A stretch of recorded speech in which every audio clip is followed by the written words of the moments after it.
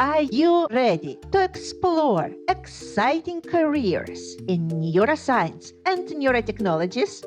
Then join me, your podcast host, Dr. Milena Krastenskaya, or simply Dr. K, and my amazing guests on the Neurocareers Doing the Impossible podcast. Discover what it takes to turn the impossible into reality. Tune in now to a thrilling episode number 35. Dear Neurocareers podcast listeners, welcome to our new podcast episode where we are joined by Shahin Nasr, Assistant Professor of Radiology at Harvard Medical School. Shahin's research focuses on understanding visual perception in the human brain and non-human primates, as well as studying impairments caused by neurodegenerative and developmental disorders. Using a wide range of techniques, from electroencephalography, event-related potentials, to conventional high-resolution imaging, to psychophysics, Shahin sheds light on the workings of the human brain and the challenges posed by neurological conditions. So, sit back, relax, and join us for an exciting conversation with Shahin Nasr. Welcome, Shahin. It's a pleasure to have you on our podcast. Thank you so much for joining us. And can you give us a quick introduction and let our listeners know where you are joining us from and share any interesting facts or information about the place or institution you are associated with? Pleasure is all mine. Thanks a lot for having me. And thanks a lot for introduction. You pronounce my name very, very well. So I have to, say that to all of my colleagues who failed to, pronounce my name after, 15 years, that she learned it in 5 minutes. So, as you said, I'm an assistant professor in Harvard Medical School, and also I'm the director of Mesovision Lab in Martinos Center for Biomedical Imaging. And fun fact about, where I'm working. So technically, Martinos Center is known as Mecca of neuroimaging. And it's mostly because of his contribution to development of neuroimaging technique, especially fMRI in 1990s. And then high resolution neuroimaging technique from, fMRI to DTI in more recent years. So we are in Google of neuroimaging. So that's the thing. Yes. And many people may disagree with me, but I only say that, they're jealous. Thank you so much for this excellent introduction. For those people who cannot still pronounce your name well after so many years, you can refer them to our podcast. So while listening, they will learn. I will. Okay. Yes. And I've been actually to Martinos Center. I was taking a course on brain imaging fMRI. I also know there is an excellent magnetoencephalography program. Professor Matti Hamalainen, yes, worked there for a very long time. So I'm familiar with that place. I'm curious now, we mentioned all this neuroimaging. I've heard about the MRI. I don't want to say anything wrong, but I've heard that there was a very strong magnet MRI. I think it was 6 or 7. 7 Tesla. It's Yes. 7 Tesla. Yes. I aware of any research that is going on, where it is right now? Because when I was visiting, I think it was only starting. Where is it now and what things are done with it? So good point. So, that system has been around, I think, now close to, 20 years. Mhm. And right now we are one of the, few groups that have access to actually 2, 7 Tesla, scanners. So the one that you probably, visited, one of the earliest versions of, 7 Tesla fMRI machines that people use to develop the technique and perfect, the system. And then later on, based on the experience that they gained making that system, they started, mass producing the new machines. And most of the systems that you see these days around and made by Siemens, they are technically based on the original system that we had in Martinos Center. Mhm. Yeah, I remember the major problem with using that machine was a side effect because people were experiencing dizziness and they didn't feel very good in the magnet. Did anything change with the development? To be honest with you, because I have been Yeah. scanned in that, machine more than, 100 times easily. Mm. And what I can tell you is that you usually feel a little bit, dizzy in your, first couple of scans when you're going inside the machine. Mhm. But after few seconds, when you're calm and, you're not moving, that feels of, dizziness goes away. And there is no real problem with that. Okay. And again, to be, very clear, the new generation of, 7 Tesla scanner, they are even FDA approved. Mhm. So because of that, there is no problem or real side effect being scanned in those machines unless there is a sort of, MRI compatibility, problem. And that's one of the reasons that we usually, interview our subjects truly just to make sure that there is nothing, dangerous for them going inside those machines. But generally, there is no problem these days. Mhm. Mhm. Thank you so much. So now I would like to get from the scanners to you. Okay. I'm very curious. Who did you want to be when you were growing up? Does it coincide with what you are doing right now? To be honest with you, when I was thinking about this question, I thought that they're unrelated, but then I noticed that no, there are some relationship. To be honest with you, again, the person that I really wanted to be when I was a child was my mom. So she was my idol superhero. She's still my superhero, and I'm fortunate to have her around. And she's a radiologist, actually. And I owe my interest in science to her. One of the the oldest memory that I have from my childhood is when she used to put my head on her lap and make me go to sleep while she was getting ready for her residency exams. There were many days that I had to go with her to hospital because she couldn't find a sitter for me, and due to the nature of her job, I could see all the the skull images, fractured bones, and all of those things, and they were fantastic. Then now that I'm thinking, that's probably one of the reasons that I really like, brain scanning. So I have some background in that. So from my childhood. So that was how my story started. I owe it to my mom. Thank you. So, and how did it continue? What inspired you to become particularly cognitive neuroscientist? And can you tell us about your journey to this field? It started, later. So during my high school time or early undergrad, I knew that I liked biology and I liked mathematics.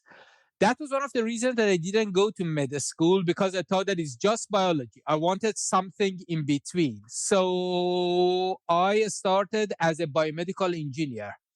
And just to give a context to all of the things that I'm telling you, I'm born and raised in Iran, and I only came to US, after my PhD for a postdoc. So all of my, education more or less happened, back in Iran. So during my undergrad time, I became familiar with artificial intelligence. In that time, we simply call it neuronal networks or artificial neuronal networks. And I thought, this is it. This is what I want to, continue for, for the rest of my career. But then after my undergrad, I was looking for my first job. I didn't want to, jump into, PhD immediately. So I started working in a neuroscience lab with Dr. Hossein Estaki back in Iran. And that changed my mind. And since they fall in love, with, neuroscience, and I have continued like that. So I owe my, career more or less to Dr. Estaki. And I think it's not just me, many people around the world owe their career to him. And one fun fact, is, Iran is not a country known for its neuroscience. You may hear a lot of things about Iran, but neuroscience is probably the last thing. But in early 2000, Journal of Nature noticed a surge in the number of submission to the journal from Iran.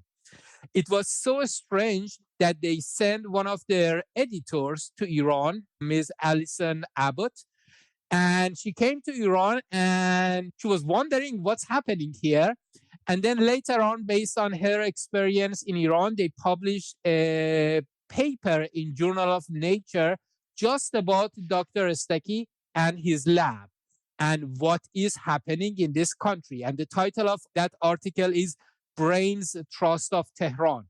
So for those people who are interested in, one day going back to their country and start something, genuine and, really, really patriotic. So go read that article. It can motivate a lot of us. That's very interesting because here we are talking about career development. And of course, the mentor plays a critical role in the development of a career. Yes. So from that perspective, what would you recommend to our listeners to look for when they're looking to join the lab and have a supervisor, a person that will be mentoring and helping them grow? That's actually one of the main factors that every time someone from my lab wants to join another lab, then I tell them that, go talk to people in that lab and see what they think about their life and how motivated they are. And also look at the lab's records, see where people from that lab ended up. If they are successful, they probably share, owe a part of their success to their original labs. So in the world of soccer, the first club that you play in always receive a percentage of your salary, for the rest of your career. I wish there was such a thing for, neuroscience lab. And then many small labs, unknown small labs, could be very, very rich. And Dr. Steki's lab was probably very rich because, right now I can easily say that, there are multiple labs in very, very good universities in US. The head of lab is actually Dr. Steki's, student. And a golden generation of neuroscientists in Iran. Many of them, they owe their career to him, and they gather under his wings, and he raised them. He used his connections to help them, grow, and they all owe him. Yeah. And it's so wonderful that you are acknowledging your supervisor. So I think it's the first time in our podcast, as far as I remember. So it really shows how impactful was he in your life and your career. I always call him, he's like my, scientific father. So yes. Yeah. Yeah, thank you. Can you tell us how did you first become interested in studying the function and organization of the visual system in the brain? Because this became your major focus, as I understand. Yeah. So again, I owe that, to Dr. Seki, because in that time, his studies were, were focused on understanding visual perception in humans and monkeys. So he gave me the chance to become, more familiar with, visual system and also different methods of testing it. From single cell recording to ERP and psychophysics, it was a great, opportunity. So I originally joined his lab as a research technician, but I worked there for 2 or 3 years, and I was so amazed that, later on I joined the same lab as a PhD student. And I stayed there for 5 more years, and then I moved to US. So he also owed my interest to vision science. I owe to him that. Yeah. And can you talk more about the techniques that you became familiar with, and including high resolution functional, structural imaging techniques, and ultra high field scanners in your research? And maybe, in simple terms, you can explain that, especially for those who are just getting into the field, who are developing their understanding of the field. So the main goal of my studies are revealing, fine scale organization of a visual system. The idea behind that is in every visual area, you have subclusters, neuronal subclusters that they encode different aspects of visual stimuli, from motion to color to shape to depth. And these small neuronal clusters are distributed over the visual area. To detect them, you need very high spatial resolution in order of 1 millimeter. When it comes to conventional MRI or conventional scanners, which are these days they are typically 3 Tesla, the spatial resolution that they give to you, it's close to 2 or 3 millimeter, which is, I'm not saying that it's impossible to do these experiments with them, but it will be very hard. But when you have, stronger magnets, then you can go to smaller voxel sizes and higher spatial resolution.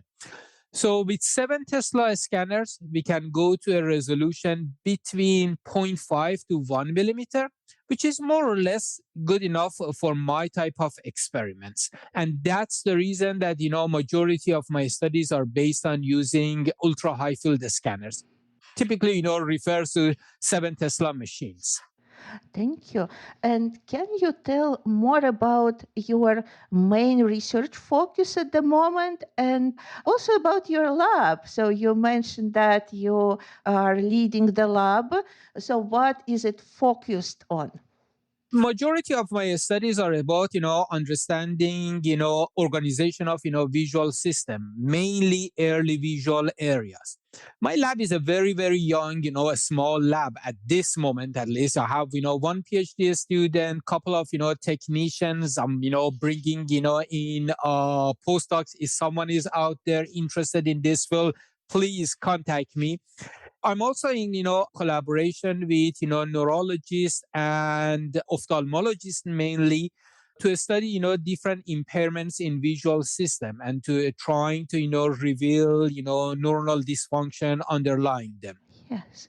And you are studying mesoscopic processing streams and the link between activity with the streams and high-level visual capabilities, such as object recognition and categorization. So very interesting concepts, but they might be complex and not very well understood by our listeners. Maybe you can explain this in fairly simple terms that we would understand. What is all that about? When we are talking about visual system, the dominant doctrine is that we are dealing with a sort of hierarchical, structure. That's information that arise from eyes go to thalamus, and then it goes to the first visual area, second visual area, and it keeps traveling till at the end it is received by higher level areas that are involved in object recognition, categorization, and decision making eventually. But within these areas, we also have streams of information processing. For example, you may have heard of, magnocellular versus parvocellular stream, or, like dorsal stream versus ventral stream. So one of the things that we are trying to do here is that we are trying to say that in each visual area, there are small neuronal structures that, when they are connected to each other, they are forming these streams. There are evidence for these streams based on studies in, non-human primates like monkeys. But the problem is evidence for them in human, they are very limited. It's mainly because we didn't have a spatial resolution to detect those regions, especially in early visual areas. They are very small. They are in the order of few millimeters, and they're usually ignored when you're using a conventional method. So my job is to go try to detect those small areas, study their connectivity relative to each other, see how they are shaping processing, streams. Like, for example, those areas that are involved in shape processing, they are more connected to each other compared to those that are involved in motion processing. Those that are involved in depth processing, they are more connected to each other compared to those that are involved in color processing. So they generate, their own smaller, fine scale channels within areas.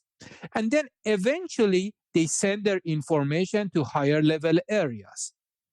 Right now, my studies are focused on early visual areas, but down the road, the next step for my projects is that trying to understand how this information is sent to higher level areas, and are these streams to the same extent contributing to object recognition or scene perception or face perception, or depending on the type of object that you are processing, different streams contribute differently.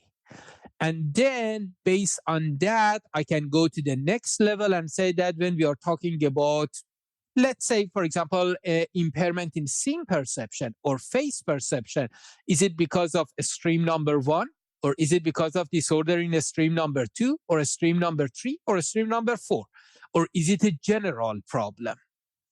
Yeah, thank you so much. And your talk reminds me of where I started actually my neuroscience, because I did it in visual science laboratory at the University of Manchester. And I studied magnocellular and parvocellular streams by using visual evoked potentials. And being at that place and listening to lectures, one lecture was on deep sea fish vision. So it's when I decided that I will go for PhD, so that I will become a scientist. So really, that visual system inspired me so much. And there is such amazing things that we don't know yet, and we want to know. So that's amazing. Can you speak a little bit about the significance of visual systems in humans, and also its importance and its involvement in our perception? And then also, what do we know about the visual system due to this high resolution techniques, this fMRIs with 7 Tesla magnets, that we wouldn't know if we wouldn't have these techniques? I think, the importance of, visual system is very obvious. Just close your eyes and try to go to the next room. And, I'm not going to be responsible for your injuries, but just imagine that. Beyond that, understanding what is happening there is actually a very, very important step, not just because of, basic science. Right now, we are facing a lot of interest in things like, machine learning. And ultimately, the best machine that we can design is something similar to our visual system. And we can borrow a lot of ideas. When we understand vision, we can use those ideas in our machine learning systems and other things. And also, when we are talking about perceptual impairments that are not rare, actually, there are lots of perceptual impairments because of various, problems. And we want to talk about curing them or designing a treatment for them. We need to have a very good knowledge of what is happening in the brain.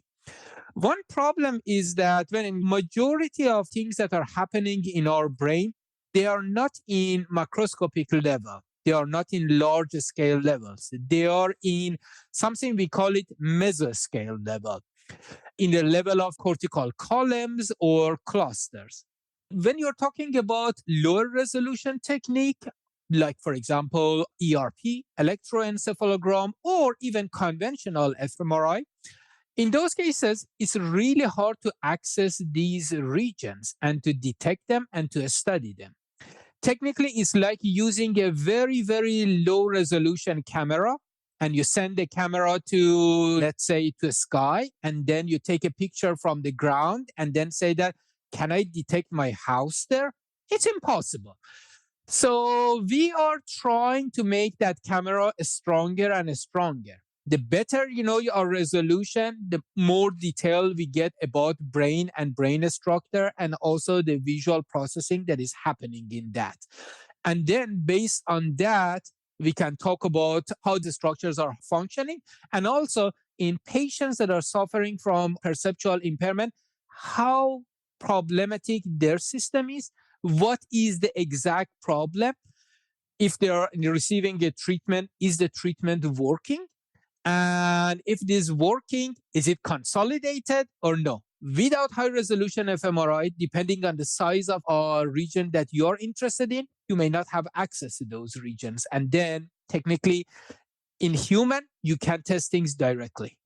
Yes, and that's an excellent explanation. Speaking about that high resolution imaging, where are we heading? Because, of course, we want the picture to be as precise as possible. So, what are the current developments to make the pictures even better? And what also prevents us from getting there towards those very high precision images? At the end of the day, the problem in science is always one single word, is money. We need more and more investment. But let me answer your questions, step by step. Right now, there is a lot of groups that are working on developing, better sequences to collect data. Because, fMRI machine is not like, put the person there and then you get a specific type of information out of it. Depending on the way that you are managing this machine, you can get different type of information out of it. And having the best sequence or program to make this machine work, it means that you will get a better signal out of it and your image may have better or worse quality. So a lot of studies that are happening right now is about perfecting the sequence that we are using for getting that data. At the same time, there are a lot of groups that are working on trying to make the next generation of machines. They either wants to go to higher magnetic fields, like for example, the next step for us is something like 14 Tesla that we imagine that is still safe for humans to be scanned with, but is still under development. And it was going very fast until we reached, the COVID time, and then things slowed it down. Hopefully we will see it speeding up again. But we also see a lot of efforts, with, generating better accessories for fMRI machine. One of the things about, if you say that, MRI machine and the magnet part of that is like the brain of machine, then we have the heart of machine, which is the head coil or the coils that you are using. And that has a very, very significant effect on getting better images out of the machine. So you can have the same machine, but depending on head coil number 1 versus head coil number 2, the quality of images can change a lot. So again, many people are working on that. Then there are a lot of people working on data processing, because your quality of data depends on how you're analyzing that data. It means when your work with magnet is done and data is on your computer. So a lot of projects are ongoing with regard to that. We are working with many data scientists, experts, data science experts that are working on those projects. But all of these projects need support. And then, unfortunately, in many cases, these projects are super expensive. And we have to wait for our time to get a good chunk of money to be able to spend it on those systems. Again, unfortunately for us, this development is relatively slow. As you said, aware of our 17 machine, probably, as I said, from early 2000.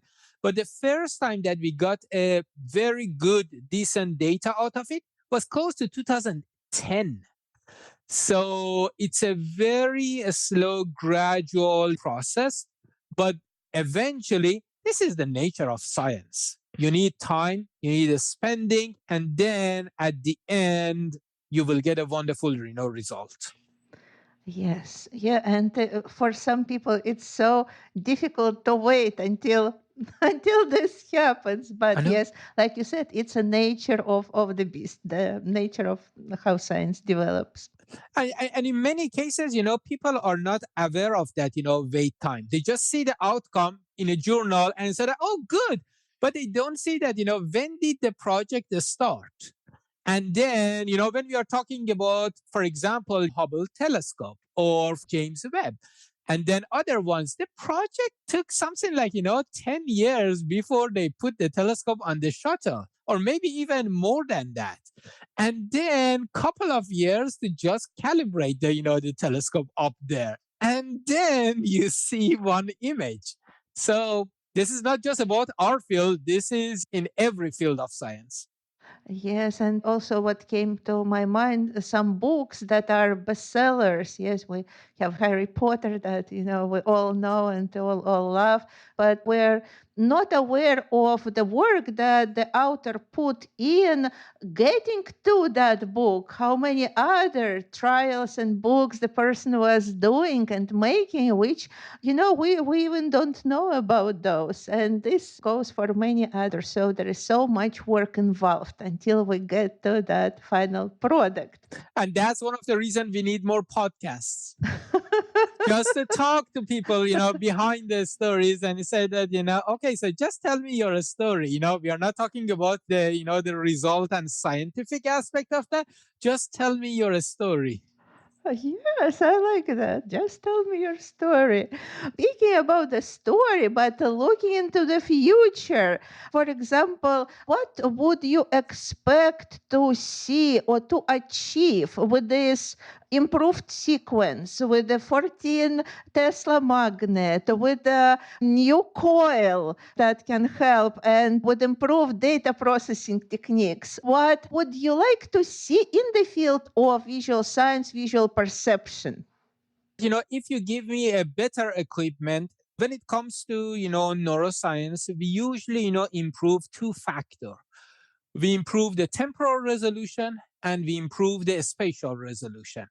So, for example, if I have now access to zero point 0.5 to 1 millimeter voxels with the next generation of machine or better sequences or something like, a miraculous, development, I can go to maybe, zero point 0.1 or maybe, something below that. And then it gives me access to smaller brain structures that even with the current, resolution, I couldn't have access to them. For example, when it comes to subcortical regions, like in pulvinar, or when it comes to areas like amygdala, and you're talking about subnuclei of those regions, resolution in range of zero point 0.5 millimeter may not be really good. You need a much better resolution. And then by having access to those regions, then we can start understanding how they are working. So technically, we will have a more complete picture of neuronal mechanisms inside the brain. But beyond that, we also can have a better access to dynamics of brain activity. Right now, it takes me something like 3 seconds to take one single image from brain activity. Because of that, in majority of my experiment, I have to ask my subjects to keep repeating a single phenomenon and give me more time to take more pictures of them. Still, my best shot is something like 3 seconds for getting one picture. So just imagine that someone is running and you are taking picture of him every 3 seconds. You really have no understanding of dynamics of running. You just see very cute picture of them running. So with bigger and better machines, we will have better access to temporal resolution of this. And then we can talk about what is happening, which brain area is activated first, which brain area is activated next. And then this will open a new door to all of our analysis and our understanding of brain function. Obviously, again, this can affect the way that we look at brain impairments and neurological disorder. There are many things that, maybe they are more related to dynamics rather than a presence or not presence of a one structure. We have to see how that structure is responding and changing its response through time, not just in one single shot. That's something that we know we can get with better and more effective, methods. Yeah, that's a very interesting question. You just talked about improving not only spatial but also temporal resolution. And I'm very curious what are current developments in this field in relation to, let's say, fMRI, when we're really dependent on the response of our blood, which is slow in nature. So, what can be done in this case? What approaches people are thinking about or developing to also provide high temporal resolution? Is it a combination with other methodologies, or maybe, just taking different perspectives, angles? So I'm very curious. What would be the solution here? Yeah, it's a very good question because, for those listeners who are not, familiar with fMRI, technically fMRI is an indirect method of accessing neuronal activity. Instead of measuring neuronal activity, we are measuring the level of oxygen in every area. But the hypothesis is that when neuronal activity goes up, oxygenation in that area also change correlated to that. So we can guess what is the level of neuronal activity. At the same time, blood supply is a relatively slow process. So it's not necessarily following the speed of neuronal activity. This is the main hypothesis. However, at the same time, many neuroscientists right now, they are trying to show that even with this sluggish, signal, still we can capture a lot of fast processing inside the brain. For example, there are a couple of studies that have been done in our center by my dear colleague Laura Lewis that they show that even in the range of a few hundred milliseconds, we can still capture a phenomenon. And a phenomenon that is really short and very fast, we can still find neuronal response to that and fMRI response to that. So that's one approach to that question. The other approach is, as you suggested, combining fMRI with other modalities. Again, neuroscientists, they use EEG and fMRI simultaneously. So they either collect EEG and fMRI on two separate sessions, and then considering that a stimulus was the same, they just measure, the correlation, or they measure them at the same time with a little bit of, difficulty. It's something doable. So that's another approach, to this method. When you, use all of these mechanisms, eventually you can start having access to dynamics of, neuronal processes. Yeah, thank you so much for this explanation. One question that people often ask, I know students ask, is how reliable are measurements that are dependent on the blood flow and the changes in oxygen in people with certain clinical conditions that might have some vascular changes? Let me expand your question a little bit. There are two problems here. When something is indirectly related to neuronal activity, you may have a problem with reliability and reproducibility of that phenomenon. So this is technically not just about, people who are suffering from vasculature problem. Even in a normal case, you may say that, the level of oxygenation may vary from one day to another day or from one moment to another moment.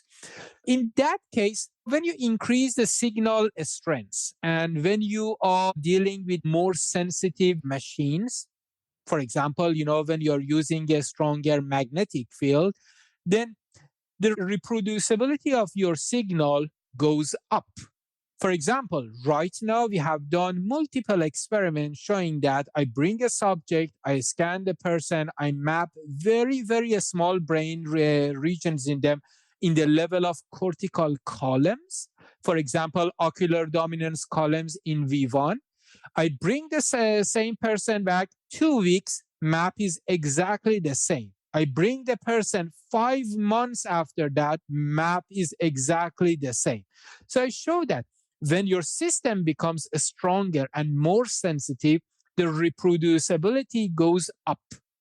So the first part is not a problem. And it was a problem when we were talking about when we were using 1.5 Tesla machines in 90s or even early generation of 3 Tesla machines. But these days, even with 3 Tesla machine, that's not a problem. And system, as long as in each session you collect enough data, then you can reproduce it in the next session and so on. But your point is completely correct. For individuals with vasculature abnormalities, they may show a sort of neuronal fMRI response that is not what we expected. And in those cases, the result that you get from fMRI should be interpreted very carefully, because there might be two separate things. One is the link between neurovasculature and the link between vasculature and neuronal response may have changed. And then on the different note, there might be a change in neuronal activity, because when you say that, vasculature has changed and that's a supply to neuronal activity, then neuronal activity may actually change, down the road. So, but differentiate them from each other is not as easy as it sounds. And then you have to think about, can we find a signature of, vasculature separately than neuronal activity and then interpret the result? Many, many individuals in the field, they are working on that part. For example, we have a technique, we call it, MRA, that magnetic resonance angiography, that is just designed to detect vasculature and try to see how they are distributed across the brain, how they are impacting the fMRI signal. That's what we are still trying to find that. And can we, for example, cancel their effects and go directly toward, neuronal activity? These are all things that are still happening. Yes, so good to know that there is this research going on, yes, and to separate those two responses. As we talked about vasculature, and obviously some people who have problems in this area, some people with tumors. I know that you worked with patients with certain disorders. Your research was related. So can you tell our listeners about your involvement in these projects that were dealing with neurodegenerative, developmental, and other disorders and its effect on cortical and subcortical visual processing? Generally speaking, one goal of my studies is to provide tools and biomarkers for clinicians.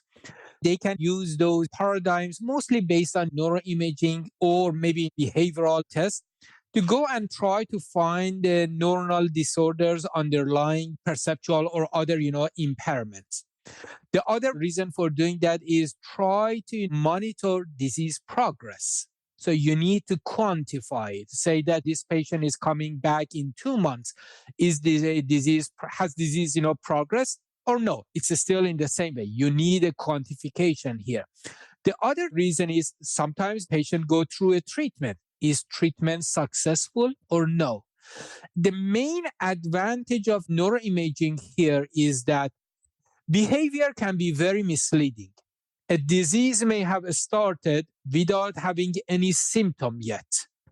You need to go straight to brain to ask your question. Is everything okay there? And then brain talks to you and say that, yeah, don't let the behavior fool you. There is a problem here. Disease may, keep progressing while behavior still is not, showing that, because people usually find a way to compensate. Again, that result might be misleading. Treatment may show some effect, but that effect doesn't mean that brain is curing. Rather, it may just mean that your patient is trying to find other ways to answer your question. It doesn't mean that you are successful. It just means that your patient is successful. There are days that you reach to a point that you say that, okay, I think treatment was totally successful and we have to stop it. But your brain is still benefiting from your treatment and it has not reached to a point that say that enough. So looking at brain is very, very important. For example, one of the problems with treatment is that as soon as you stop the treatment, you give your patient few months, you test them again, disease is back. The reason is when you didn't, your patient didn't consolidate in that stage. It was still, a sort of, ongoing process, and you finished it too early. And because of that, disease came back. When you talk to the brain directly, when you monitor the brain independent from behavior or with behavior, then you have an understanding when is the good time to start the brain treatment, when is the good time to end the treatment, to what extent treatment was successful, and many other related questions. That's what we are trying to provide to clinicians. Mhm. Thank you so much. And maybe you can give some examples of what you did already in this area, and maybe specifically for questions related to vision, visual perception, visual processing, if there are any studies. So let me give you one example. It's one of our recent study that I have done with Dr. Diana Rosas in Huntington disease. So when it comes to Huntington disease is known as a neurodegenerative disorder that affects, motor control. Huntington disease patients, they usually show jerky movements. It's very obvious. It's relatively similar to, Parkinson disease, something that people are probably more familiar with. But the point is, this is a disease known as a motor disorder. At the same time, we know that they show a lot of problems with social interactions, which doesn't make sense when you think about it. This is a motor disorder. So why do you have a problem with people around you? You may say that it's because, they are suffering. All of these things, I understand that. But at the end of the day, you may say that something might be, happening beyond that.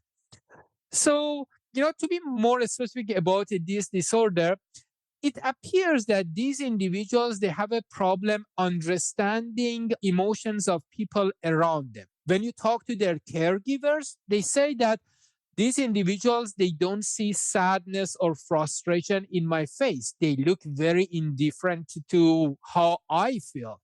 When you talk to the patient said, but they are fine. They don't look sad or anything to me. So when you do the test behaviorally, it exactly shows up, and it shows that these individuals, they show lower performance when it comes to facial expression understanding. And then the question is why? What is happening in their brain? Because, again, motor, areas, you don't expect them to see, that type of contribution. So we designed an experiment. We showed faces with facial expressions to these individuals. And as you may know, there are different face selective areas inside the brain that they are selectively involved in processing faces. There are at least 4, brain areas that are involved in that. And then when we look at these regions, we notice that a majority of them, at least 2 or 3 of them, they didn't show any problem. But one single of them that is already known, that is involved in facial expression encoding, is actually responding weaker in these individuals that, they're suffering from Huntington disease. And when you say that, okay, so why is this area responding like that? Huntington disease affects one of the subcortical areas, know it as, caudate. And caudate sends all majority of its output to higher level area, cognitive control areas, and also to motor areas. However, that area also sends a teeny tiny bit of functional connection to also that specific phase selective area. And it appears that that functional connection, when it is disconnected, that area starts responding weaker to facial expressions. And that's the reason that these individuals, they show a decline in their social skills. The interesting point here is that in majority of cases, this problem starts before patients show any apparent motion problem. So they start going to a sort of problem with their social skills, and then motion problems appear. So you can easily use that cue as something is happening, disease onset is coming. So you better start, taking care of stuff. Mhm. So basically, you're saying that it might be a potential biomarker. It is a potential biomarker, and it's actually a new dimension to the disease, that this disease is not just about emotion. And when we are talking about treatment and increasing the quality of life for the patient, if you focus just on motion and curing motion, then all of the other things are ignored. So you have to have a more holistic approach, and you have to understand that it's not just about, that this person cannot walk. They also have other needs that you have to take care of them. And when you combine all of those things, then you see a real improvement in quality of life. Yeah, thank you so much for mentioning that. I wanted to ask you about major challenges that are coming up in the studies that you are doing in your work. In regards to challenges, my first question would be, what would it take to actually bring these findings that you have in Huntington disease and to really make this translation into a biomarker? What would it take, and what are the challenges that would come with it? So it goes back to collaboration. Technically, it's a collaboration between neuroscientists and clinicians, and also a big team of physicists, engineers, and other things that are also, contributing. But you can say that, even if you have all of the supports that you want, still you need willingness from clinicians to bringing all of these cases to us, to let us help them to better understand these things and to start changing the field. Because especially when it comes to medicine, traditions are very, very important. Convincing them that there are new things, there are new methods that you can take advantage of them, and then you can change your perspective toward the field. It's a very, very slow, sometimes painful process. And having support from one clinician is a good point to start, but you need the community to change. So in that sense, it's not just about publishing a paper, because a paper gets published and then after a while get forgotten, and then nobody use that. So you need to go out and keep advertising that, and you need to communicate with other clinicians, convince them to bring it. So this is one aspect of the job. It's not just about publishing your result and say goodbye. It's also about bringing it to public and try to grab people's attention to that. On top of that, we also have the problem with convincing our founders that the methods that we are developing is actually useful. One problem that you have to consider is that what we are doing is very, very technological demanding. And how many hospitals and clinics around you, just let's talk about the US. Around US, they have access to our systems. Maybe two hands full. And then when you consider that, then you say that, okay, so, this technology is probably 2 or 3 steps, ahead of time. And then, so the first step maybe increase the accessibility and letting people have access to the system. And then when they see the capabilities, they are more willing to use those capabilities. And then eventually it will affect the way that they are treating patients. And hopefully, patients will eventually receive benefit for that. So technically, there are challenges in every level of that, from producing results to publishing the results to actually, making people use the result. Yeah, thank you so much. Yes, it takes a team, a big team of people and changes that we need to make across for the things to happen. Yes. So my next question is about your current research projects. Maybe you want to tell our listeners about what you are doing now. What's your main focus and how do you see your field progressing into the future, let's say 20, 50 years from now?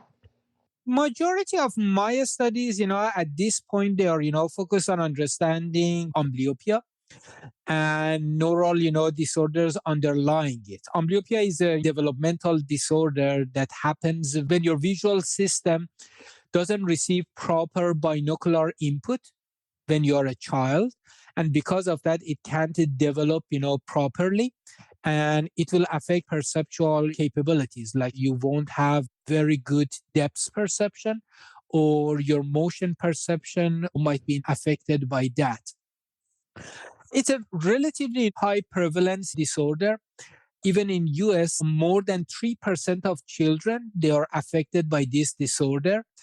Unfortunately, majority of knowledge that we have right now is based on studies in animals, and we don't have that much, information about this disorder directly in humans. One of the things that we are doing, and the reason underlying it is, again, goes back to the spatial resolution and the structures that are affected by this disorder. They're fine scale, and you need high resolution to, detect them. So one of the things that, my team and I are doing, we are using, high resolution fMRI to reveal those, neuronal disorder. And we are in close contact with ophthalmologists and clinicians, try to reveal what is happening in these individuals' brain, what is wrong. And then we are also trying to, find, a good method to monitor treatments of this disorder. Because there are many, many studies, happening right now in the field that are, using different techniques, like from, virtual reality to a sport to other things, trying to, find effective treatment for that. But in absence of a biomarker or direct evidence for, change in neuronal mechanisms, you can't say whether your treatment has been successful or no. We are trying to provide that. So hopefully down the road, we can contribute to treatments of this disorder. But when you think about it, when you're talking about, okay, so what you're going to do, in 20 years, or what's going to happen in, 50 years, what we are trying to do is that we are trying to change the field to some extent. Right now, the field of neuroscience is trying to understand what do we have all in common, all humans in common. What is common among all of us? What we are trying to do is that what makes Shahin Shahin and what makes you you? We're trying to understand individuals. Maybe, a close concept to that is something that you call it personalized medicine. We are trying to do that for neuroscience. And we say that we try to understand what is happening in each individuals. And then if we do that in 100 years, you may say that we can use all of this information to decide about your future. And then you say that, oh, what is the best way for this specific person to actually learn stuff in a school? What is the best job for this person 20 years from now? So let us provide that for this person. For example, we can predict that, this person will have a very good sense of color. Maybe he can be a very good artist, but the other person has a very good, depth perception. Maybe he can be a very good tennis player or something like that. So we can, see all of these things in your brain. I know it sounds like science fiction, maybe not in a good way, because we are deciding someone's future just based on, looking at their brain. But if we have a correct perspective, then at least we can give them a chance to reach to their maximum. Whether they like to go to item A or item B is their choice, it's their personal choice. But we can provide the best way for them to reach to their best capabilities. Yeah, in a way, it's a career guidance, yes, where you would be the best based on your capabilities, but it's just a guide and the person can use it or not. It's a guide, and it's also about, let's say, the person decides to go in one direction. How can we help that person go to the next level? It's exactly like when you're hiring a trainer to become, to do exercise. They can give you a general training program, which is designed for average person, or they can give you something that is for you. Obviously, that program works better. They supervise you. They tell you that for you specifically, this program works better than the other program. We are trying to reach to that level, not just predicting your future, actually help you to go to a bright future. Whatever your choice is, we are trying to help you find the easiest way and then how you can be the best in whatever you want. But again, it's 100 years. Don't, start sending me letter and say that, just let me scan you and you tell me what I need to be. No, that's not what we can do today. And how can neurotechnologies help us to get to that level? What kind of neurotechnologies do we need to have to make what you said possible, let's say 100 years from now? We need a lot of physicists to design these devices, a lot of MR engineers to go and, make those devices. And then this is not a one-man show, so it'd be only me. Obviously, the number of findings that I will, end up with, it's very, very limited. So we need a community to start doing the research and providing that. And then at the same time, this is probably one of the beauties of neuroscience, that we need people from other fields to come to us with new ideas. Like, for example, data scientists. They can come and, they can even come up to us and say that brain works in a very different way than what you expected. We see a lot of crazy ideas, but at the end, you may say that beautiful ideas about new perspectives about how brain is working. And then they can change our ideas or our approaches completely. But even in a more simpler way, they can help us with better ways of data analysis. You definitely know that these days there is a very huge appetite for new data analysis methods based on artificial intelligence. And then they try to improve the quality of outcome. They try to reduce the number of errors, or they try to even help us with things like a stimulus design, or, to help us shorten the duration of our test and experiment. A huge community needs to come and help us. I always joke about this, that, we need a village to make science. Yes, absolutely. And do you also oversee possibilities, maybe of course, in the very, very distant future, when this type of personal methodologies are being used to inform a person about their capabilities, also to have neurotechnologies that would help to enhance these possibilities by stimulating or providing various type of stimulation to the brain? The best answer to this question is I should leave it to your imagination. Because whatever you can imagine, there is a possibility for that. So I'm not going to say yes or no. Maybe not 100 year, maybe 200 years. But when you think about it, the answer is why not? Why does it, stop you from them? The only thing is, when it comes to science, we prefer everything to be quantified and clear. So when you're talking about predict my future, so predict your future in what way? How tall you're going to be, or how good you will be in adding 2 plus 2, or are you going to be a wonderful mathematician? What do you mean by a wonderful mathematician? What type of success do you? So everything should be very, very precise and quantified. And then we can give you a probability. Not today, definitely. These days, they do that for athletes. So scouts, they're out there trying to do that. They look at someone, they predict what's your odds for being NBA star. Or, for example, a good baseball player. Just based on your physics, they can predict it. Why can't we predict someone's future or, success rate in, let's say, engineering by looking at their brain? I don't see any reason to say that, it's not possible. It's possible. We will see. Yeah, thank you. And speaking about all the amazing things you've already accomplished in your work, you've done many studies. What was the most unexpected thing that you learned about the human visual system, visual perception, anything in the domain of your research? I usually call things amazing when I see a sort of, silver lining in that, something that, can make people smile and say that's okay. So there's, a good thing.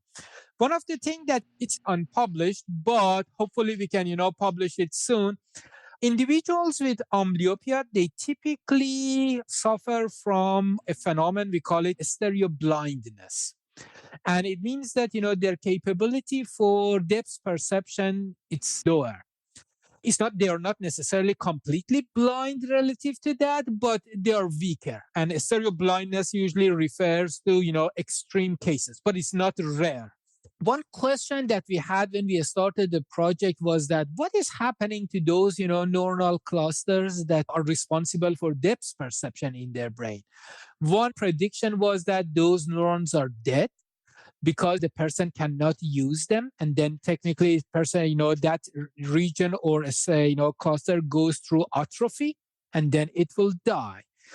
The alternative factor is that maybe brain finds another way to use them and maybe they're used for another way. So we went and, we started scanning our subjects and we noticed that early visual areas, there are 3 types of clusters that we can detect very clearly: motion selective ones, stereo selective ones, and color selective ones. In individuals with weak stereo perception or stereo blindness, we notice that motion selective ones and color selective clusters, they become larger. It means that instead of brain letting, all of those, processing resources to be wasted and sitting there idle, brain is using them for other purposes. So it was an interesting thing to me. But one problem that we had was that, is there any indication for that outside that behaviorally supported this higher physiological finding? Because one thing that you have to pay attention to is that just by showing that, brain is using it for other things doesn't mean that you are better in that task.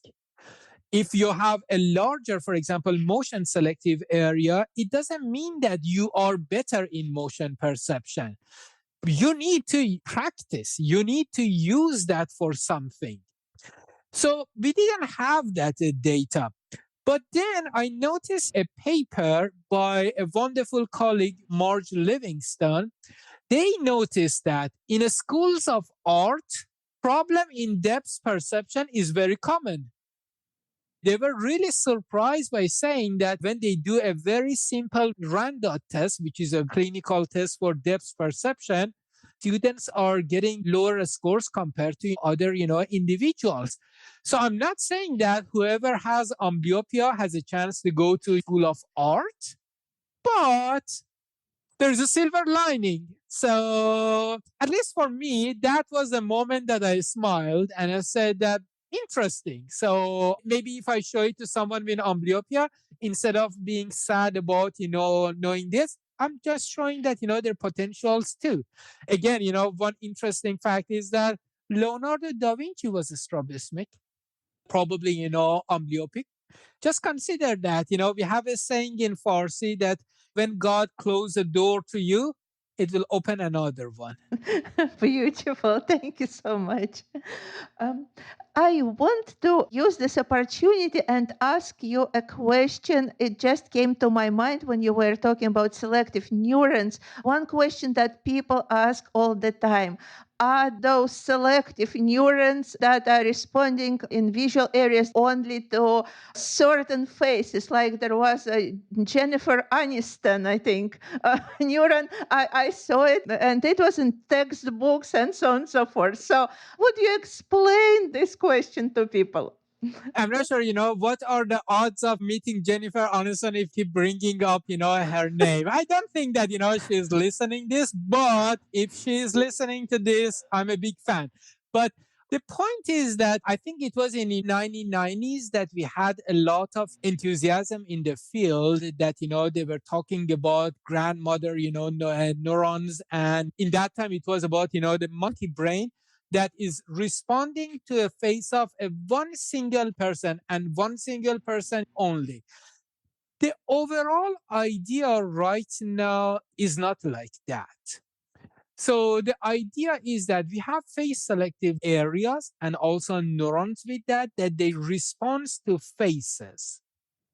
But instead of picking one single individual and saying that, one neuron responds to your face, the other person responds to this person, the other person responds to, the other neuron responds to the next person, the idea is that response of population of neurons and not one single neuron decides who is presented there.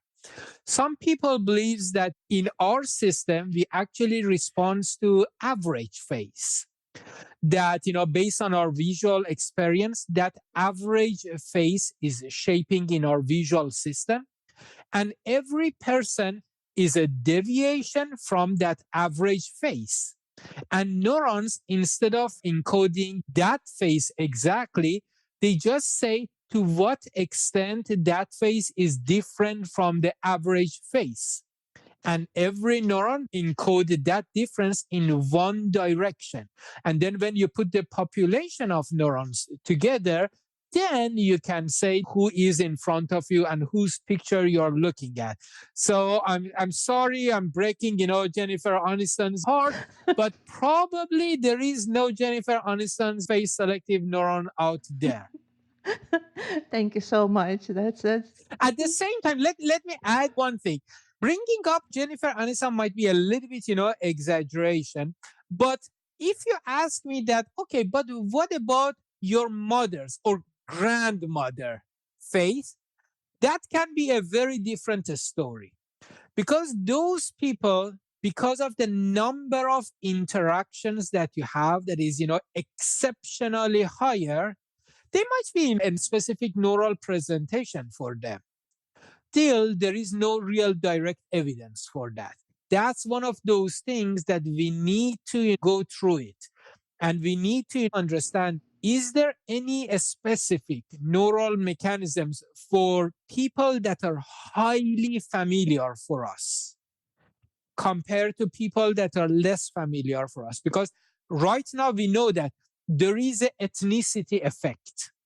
That for if I talk to someone who is, let's say, African American or Asian, because I have less interaction with these individuals, I may have a problem differentiate them, or discriminate them from each other.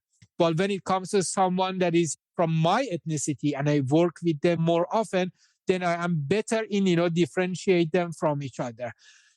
In more exaggerated form, it might be your close circle of family members, friends that you're really good with them. Is there anything in that level? But still far from knowing that. yeah. Thank you so much. And this brought me to another question. If you're okay answering, it's about the specific damage of the brain that causes prosopagnosia. which can be very specific from one person to another person, can be just specific type of faces. So what is the current explanation, current outlook on this type of conditions and changes in visual perception? When you were asking about what made me interested in neuroscience, the books that I have read and, really inspired me was a book by Oliver Sacks, The Man Who Mistook His Wife with His Hat. That's the title of the book. One part of that book is about, prosopagnosia, and it's a very, very interesting phenomenon. I'm not an expert in prosopagnosia. I'm, just telling you, what I know. As much as I know, there is no single thing as prosopagnosia. There are many different things that can lead to prosopagnosia. Damage to, fusiform face area or face selective area may lead to prosopagnosia. But at the same time, damage to a connection between these areas may also lead to prosopagnosia. There are also studies that person has a damage in one specific face selective area and they still show relatively intact face recognition capabilities. So problem is that we call a disorder prosopagnosia based on symptoms, based on the fact that the person cannot discriminate faces from each other.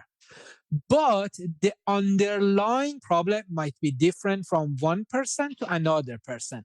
That's the thing we call it in neuroscience phenotyping. It means that you have one syndrome, but you're saying that, underlying cause and the type of disease might be type A, type B, type C. And based on that, you may even suggest, different type of treatments. The other hypothesis, about prosopagnosia is that prosopagnosia is not specific to faces. It's a more general disorder than what we thought.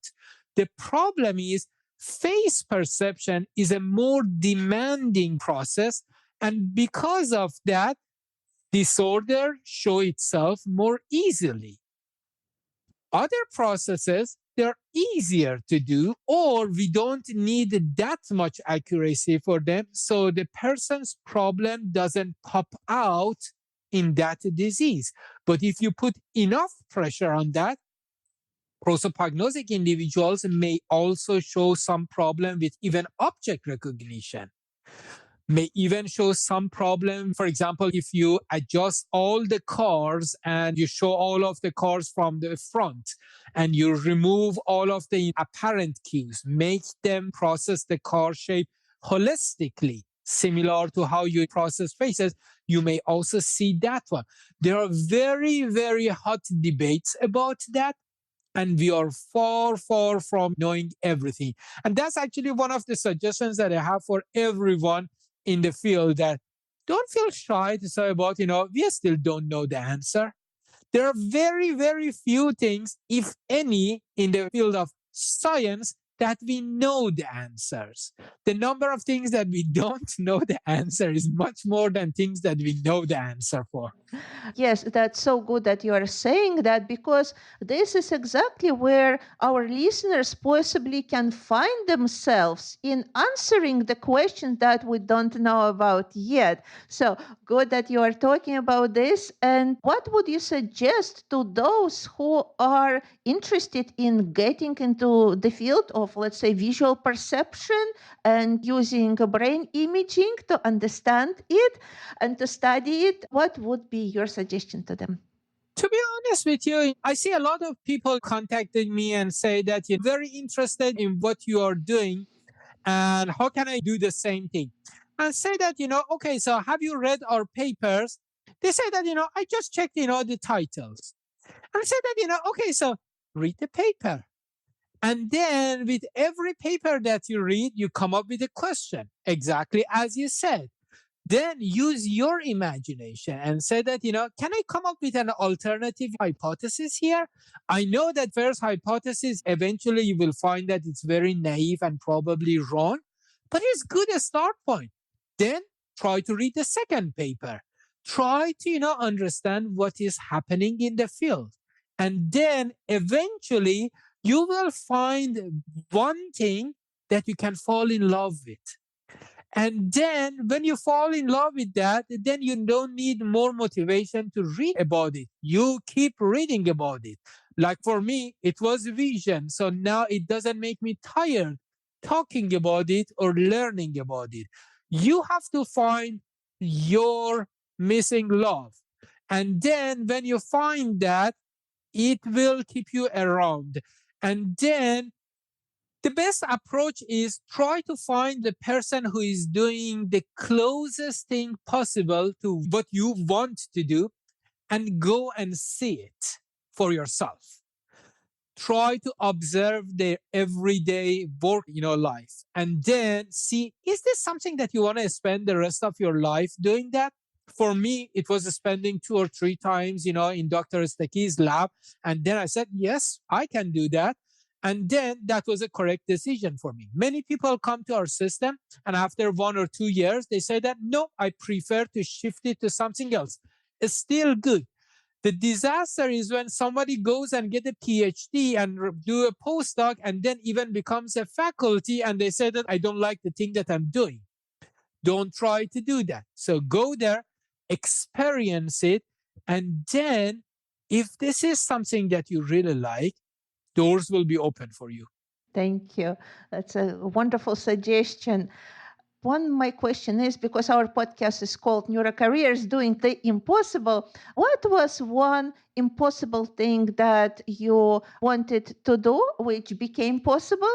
And what would be your suggestion of how to make the impossible possible? Maybe we have to stop using the word impossible because the word impossible has a sort of negative weight in it, to discourage everyone from getting even close to that. So we have to say that something is hard, something is easy. Actually, I have a problem with, the word easy because they say that you are underestimating the level of attention or details that are involved in that specific project. But anyway, the point here is that you have to say that this needs this much effort and it appears to be beyond my current level of expertise or efforts that I can put. If it is about your expertise, try to increase your expertise and, try to do that. If it is beyond your efforts as a human, then be sure there is someone out there, someone that is share your interest and you can ask for help. Start collaborating. Then it will be a team of 2. Then it will be team of 3. Then it will be team of 4. And then for 4 or 5 or 400, impossible is actually very, very possible.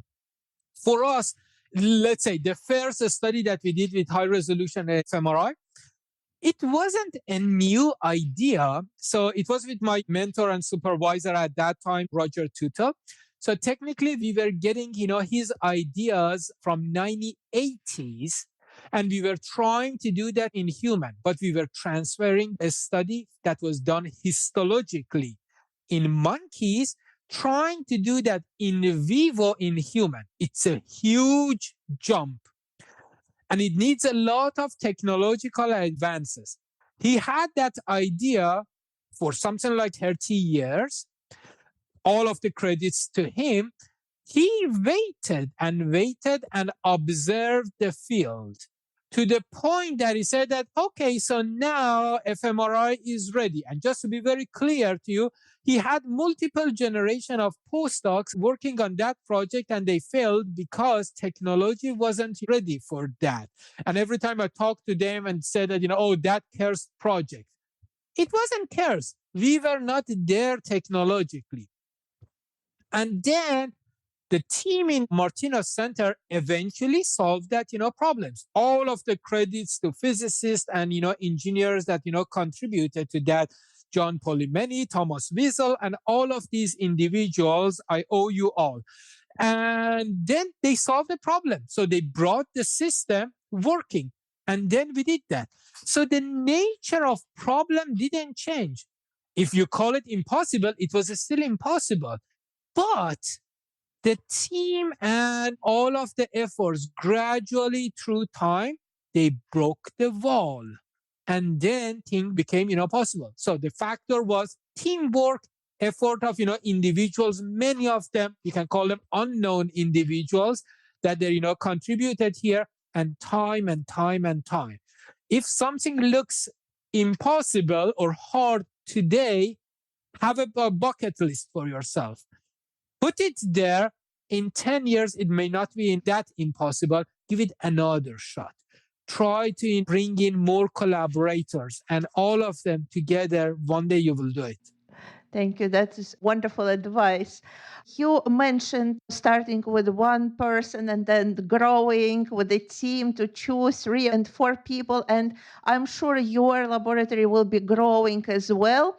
So as new people are coming in, what qualities and skills would you be looking for in these people?